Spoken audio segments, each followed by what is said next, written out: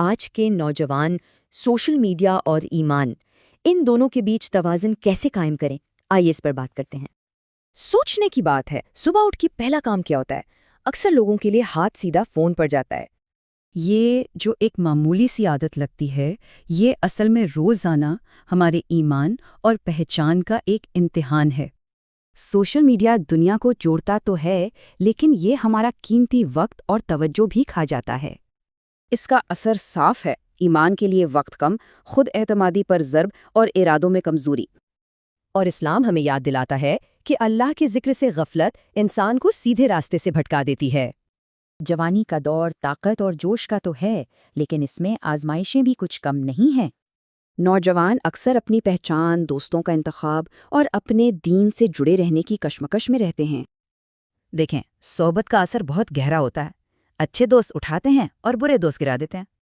اور یہ بات اہم ہے کہ اسلام نے نوجوانوں کو بہت بڑی ذمہ داریاں سونپی ہیں۔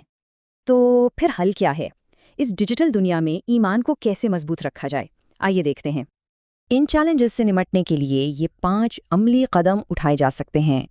سوشل میڈیا کا وقت طے کریں اور باقی دن پڑھائی، عبادت اور گھر والوں کو دیں۔ کچھ بھی دیکھنے سے پہلے بس خود سے یہ ایک سوال کریں، کیا یہ مجھے بہتر بنا رہا ہے؟ ایسے دوست بنائیں جو نیکی، قرآن اور اچھی باتوں کی طرف راغب کریں۔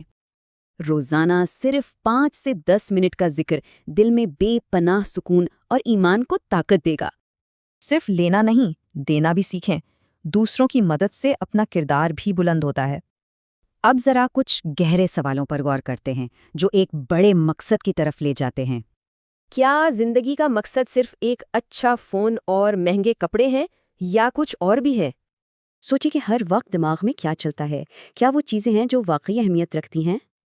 اور سب سے بڑا سوال، اگر کل اپنے رب سے ملاقات ہو جائے تو کیا ہمارے پاس جواب تیار ہے؟